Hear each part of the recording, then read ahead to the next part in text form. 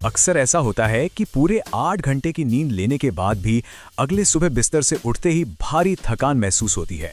ये एक ऐसा विरोधाभास है, एक ऐसी उलझन है जिसका सामना लगभग हर इंसान करता है। लेकिन दिलचस्प बात यह है कि जापानी वेलनेस आदतों में इस आम से लगने वाली समस्या का एक बहुत ही शानदार और अचूक समाधान छिपा है। जापानी लोग कम घंटे सोकर भी दिन भर कैसे इतने तरोताजा रहते हैं? आज के इस एक्सप्लेनर में चलिए इस रहस्य में गहराई से गोता लगाते हैं। आखिर ऐसा क्यों है कि 8 घंटे की पूरी नींद भी इतनी थकाऊ लग सकती है? कई बार ऐसा लगता है जैसे रात भर सोने ने शरीर को रिचार्ज करने के बजाय बची खुची ऊर्जा को भी निचोड़ लिया हो। इसके बिल्कुल विपरीत जापानी संस्कृति में कमाल की बात देखने को मिलती है। वहां लोग कम समय सोते हैं, फिर भी उनकी एनर्जी का स्तर कमाल का होता है। वे बिना थके अपने सारे काम समय से पहले ही निपटा लेते हैं। तो ये फर्क आखिर आता कहां से है, यही समझना हमारे लिए सबसे ज्यादा जरूरी है। इस पूरे कॉन्सेप्ट को अच्छी तरह समझने के लिए हमने जापानी संस्कृति की 7 खास आदतों को 3 मुख्य चरणों में बांटा है। पहला है माइंडसेट और दिन के समय की झपकियां, दूसरा है सोने से ठीक पहले का रूटीन, और तीसरा है हमारा स्लीप एनवायरनमेंट यानी सोने का वातावरण। तो शुरुआत करते हैं हमारे पहले चरण से, जो है माइंडसेट और दिन के समय की झपकियां। देखिए, थकान को देखने का नजरिया ही असल में दिन भर की ऊर्जा को तय करता है। आमतौर पे क्या होता है, जैसे ही थकान महसूस होती है तुरंत चाय या कॉफी का सहारा लिया जाता है ताकि नींद को भगाया जा सके। लेकिन सच तो यह है कि कैफीन शरीर में 10 घंटे से भी ज्यादा समय तक टिका रहता है। नतीजा, रात की नींद पूरी तरह बर्बाद हो जाती है। इसके बिल्कुल उलट जापानी तरीके में शरीर के इन स्लीप सिग्नल्स का पूरा सम्मान किया जाता है। थकान होने पर कैफीन से शरीर को जगाए रखने के बजाय एक छोटी सी झपकी लेना कहीं ज्यादा बेहतर माना जाता है। इससे रात का आराम बिल्कुल भी प्रभावित नहीं होता। और इसी सोच से एक बहुत ही दिलचस्प जापानी शब्द निकल कर आता है, इनमोरी। इसका सीधा सा मतलब है काम के दौरान या किसी पब्लिक प्लेस में सोते हुए भी उपस्थित रहना। सोचिए, दुनिया के ज्यादातर हिस्सों में अगर कोई ऑफिस में झपकी लेता हुआ दिख जाए तो उसे तुरंत आलसी मान लिया जाता है। लेकिन जापान में कहानी बिल्कुल उल्टी है। वहां थका हुआ दिखना एक तरह की तारीफ है। इसका मतलब ये निकाला जाता है कि उस इंसान ने जी तोड़ मेहनत की है। इस वजह से वहां दिन में झपकी लेने या थोड़ा आराम करने में कोई शर्मिंदगी या झिझक महसूस नहीं होती। अब सवाल ये है कि ये झपकी आखिर कितनी लंबी होनी चाहिए? इसका सबसे परफेक्ट समय सिर्फ 15 से 20 मिनट का होता है। दिन के 1 बजे से 3 बजे के बीच लिया गया ये 20 मिनट का मिनी नैप इतना सटीक है कि ये शरीर और दिमाग को तुरंत एनर्जी का एक बूस्ट देता है। और सबसे अच्छी बात यह है कि उठने के बाद कोई भारीपन या आलस महसूस नहीं होता, क्योंकि अगर नैप बहुत लंबा हो जाए तो जागने पर शरीर और ज्यादा भारी लगने लगता है। चलिए अब आते हैं दूसरे चरण पर, प्री बेड रूटीन, यानी सोने के लिए शरीर की सही तैयारी।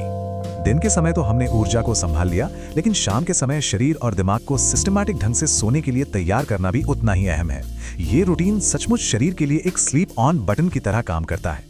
इसका तरीका बड़ा सीधा है। सोने से 60 मिनट पहले सारी डिजिटल स्क्रीन हटा देनी चाहिए, क्योंकि स्क्रीन से निकलने वाली नीली रोशनी हमारी बायोलॉजिकल घड़ी को पूरी तरह बिगाड़ देती है। फिर सोने से 45 मिनट पहले हल्के गर्म पानी से नहाना चाहिए और आखिर में 15 मिनट पहले कोई असली फिजिकल किताब पढ़नी चाहिए। ये पूरी क्रमिक प्रक्रिया दिमाग के डोपामाइन हिट्स को रोककर उसे शांत करती है। इस रूटीन में एक बहुत ही खास जापानी परंपरा जुड़ी हुई है, जिसे ओफुरोबा कहते हैं। ये सोने से पहले गर्म पानी से नहाने का एक रोजमर्रा का अनुष्ठान है। हल्के गर्म पानी से नहाना शरीर को इतना ज्यादा रिलैक्स कर देता है कि शरीर अपने आप नींद की अवस्था में जाने लगता है। अगर रोज पूरा नहाना मुमकिन ना हो तो सोने से पहले केवल 10 से 15 मिनट तक पैरों को गर्म पानी में डुबोकर रखना भी जापान में एक बहुत आम आदत है, और इसका असर भी बिल्कुल नहाने जैसा ही होता है। इसके पीछे का विज्ञान वाकई बहुत अद्भुत है। होता क्या है कि जब शरीर गर्म पानी के संपर्क में आता है तो त्वचा की रक्त वाहिकाएं यानी ब्लड वेसल्स फैल जाती हैं और शरीर का मुख्य तापमान थोड़ा सा बढ़ जाता है। लेकिन जैसे ही नहाने के बाद शरीर बाहर आता है, यही खुली हुई नसें गर्मी को तेजी से बाहर निकालती हैं। इससे शरीर के कोर टेम्परेचर में अचानक 2 से 3 डिग्री की गिरावट आती है, और विज्ञान के अनुसार यही 2 से 3 डिग्री की गिरावट सीधी हमारी डीप स्लीप यानी गहरी नींद को ट्रिगर करती है। अब बढ़ते हैं हमारे तीसरे और आखिरी चरण की तरफ, सोने का वातावरण, यानी गहरी नींद के लिए हमारा फिजिकल सेटअप कैसा होना चाहिए। पूरी रात शरीर खुद को कैसे रिपेयर करता है, ये काफी हद तक हमारे बिस्तर और कमरे के सेटअप पर टिका होता है। मशहूर स्लीप साइंटिस्ट मैथ्यू वॉकर का कहना है कि गहरी नींद के लिए दिमाग को शरीर का तापमान 2 से 3 डिग्री कम करना ही पड़ता है।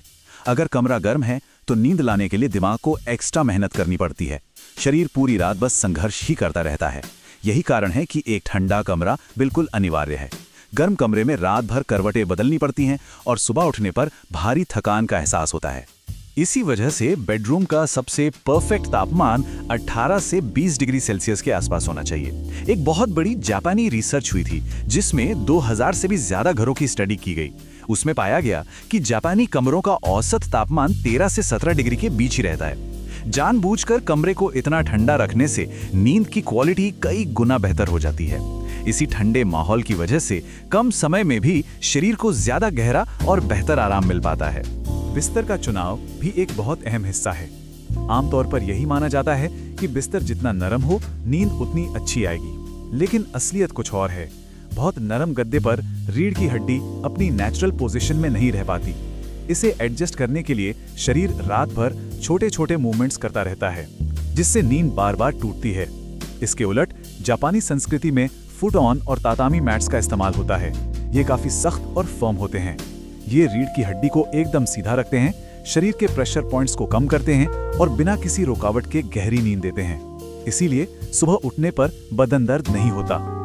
और बिस्तर के साथ साथ तकिया भी कम महत्वपूर्ण नहीं है। जापान में सोबा कावा नाम के एक खास तकिए का इस्तेमाल किया जाता है जो कुट्टू के छिलकों से भरा होता है। आम तकियों से अलग ये तकिया सिर के वजन के हिसाब से नहीं दबता, बल्कि ये गर्दन के प्राकृतिक घुमाव के हिसाब से खुद को ढाल लेता है। रिसर्च बताती है कि अगर गर्दन को सही सपोर्ट मिले तो दर्द और अकड़न में 50% तक की कमी आ सकती है। और जब दर्द कम होता है तो जाहिर सी बात है नींद की गहराई अपने आप काफी बढ़ जाती है। तो चलिए आज के इस पूरे विश्लेषण को एक एक्शन लेने लायक चेकलिस्ट में समेटते हैं। स्रोत सामग्री से निकलकर ये 7 मुख्य आदतें सामने आई हैं। पहला, कमरे को ठंडा रखना, लगभग 18 से 20 डिग्री के बीच। दूसरा, फुट्टन जैसा सख्त बिस्तर चुनना। तीसरा, ओफुरोबा यानी सोने से पहले गर्म पानी से नहाना। चौथा, इनमुरी की सोच अपनाना, यानी नींद या आराम को लेकर किसी भी तरह की शर्मिंदगी छोड़ना। पांचवा, कैफीन पर निर्भर होने के बजाय 15 से 20 मिनट का मिनी नैप लेना। छठा, सोने से ठीक 1 घंटे पहले सभी स्क्रीन बंद कर देना। और सातवां, सोबा कावा जैसे तकिए से गर्दन के सपोर्ट को बेहतर बनाना। अब एक बड़ा सवाल, थकावट भरी सुबह से हमेशा के लिए छुटकारा पाने के लिए इन 7 आदतों में से वो पहला कदम कौन सा होगा जिसे आज रात से ही अपनाया जा सकता है? आराम करने की इस कला में महारत हासिल करने के लिए इन सभी को एक साथ लागू करने की बिल्कुल जरूरत नहीं है।